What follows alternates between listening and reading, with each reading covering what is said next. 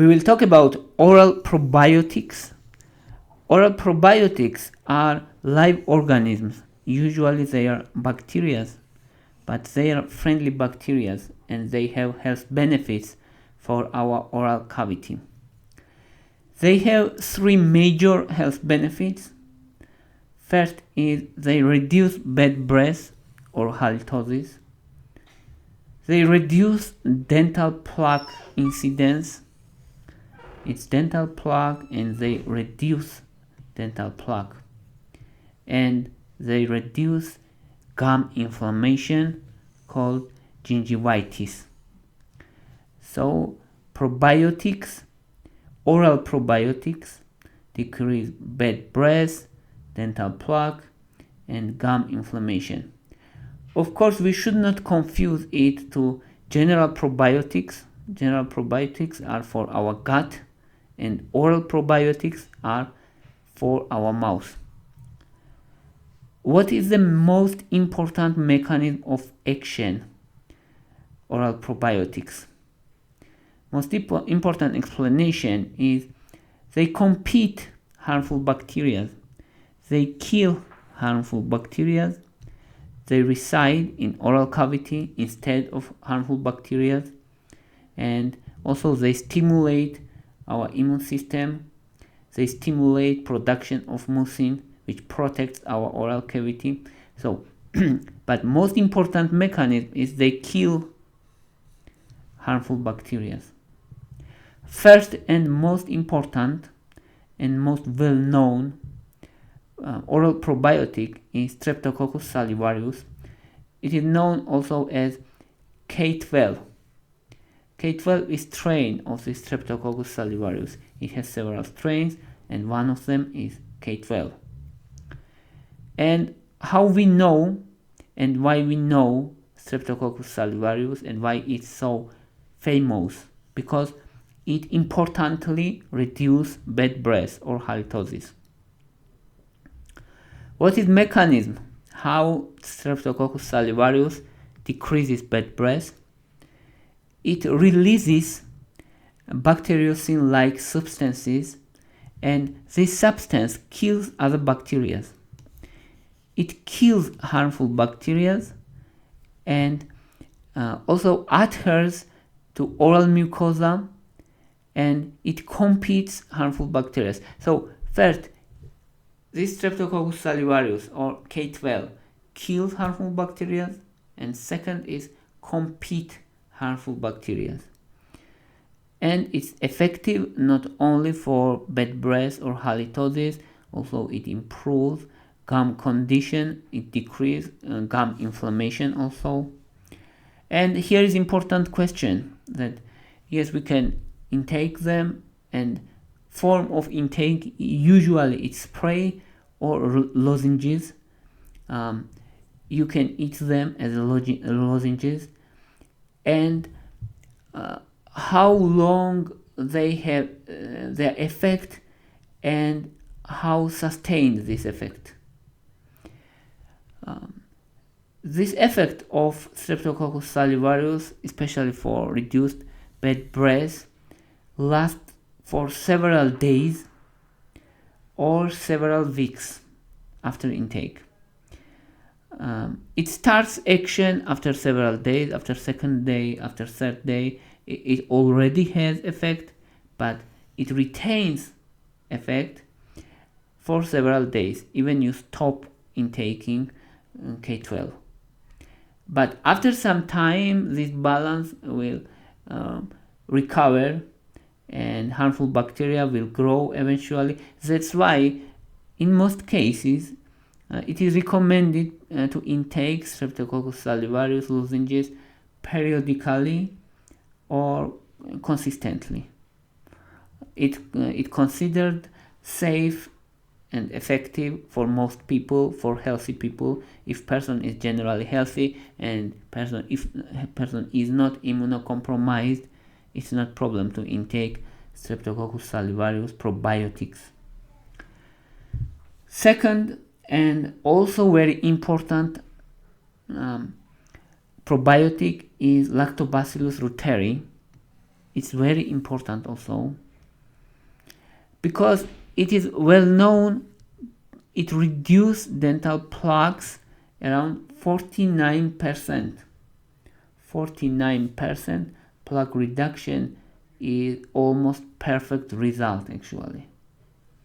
How it affects and how it acts. Lactobacillus reuteri releases reuterin substance which kills other bacteria and also reduce inflammation of gums. It reduces bleeding, and if we measure gum bleeding probe, it reduces bleeding around 20%. It's important because it means it reduces gum inflammation and it reduces halitosis around 70%. 70% reduction of halitosis is almost perfect result also. It's very strong and very effective probiotic actually. I think it's my favorite oral probiotic, Lactobacillus reuteri. There is no important limitation here also. If person is generally healthy or if person is not immunocompromised, he can intake. Usually it's safe in most cases. And Lactobacillus rhamnosus is another third most well-known probiotic, oral probiotic, and it's well-known especially because it's effective against oral mucositis in case of cancer patients who undergo chemotherapy. They very frequently have oral mucositis because of this chemotherapeutic agent kills cells. Mucin production is decreased and harmful bacteria are colonized. That's why there is oral mucositis almost always in many cases, and Lactobacillus rhamnosus decreases these oral mucositis cases around 40%. It's also very important reduction of oral mucositis.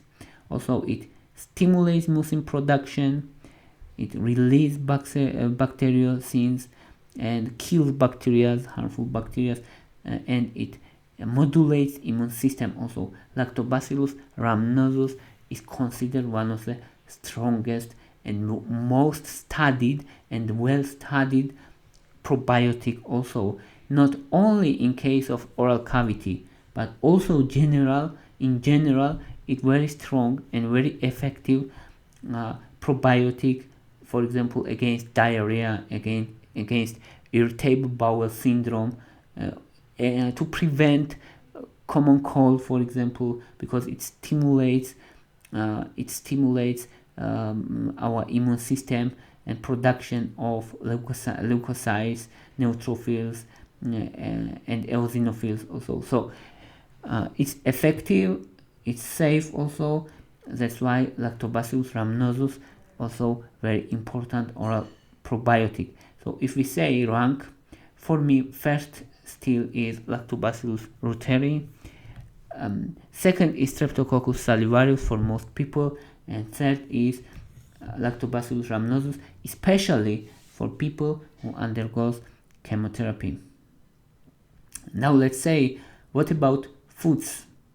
What about daily food we eat? How they affect our gums, our breath, our oral cavity? Most foods have negative effect, especially food which are rich in sugars.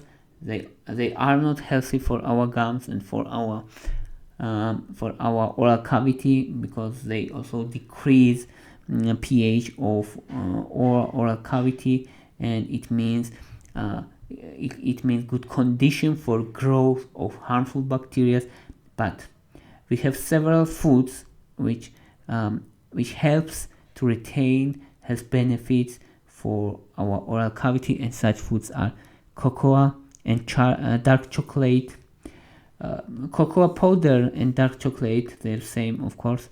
I mean main ingredient is cocoa in both cases.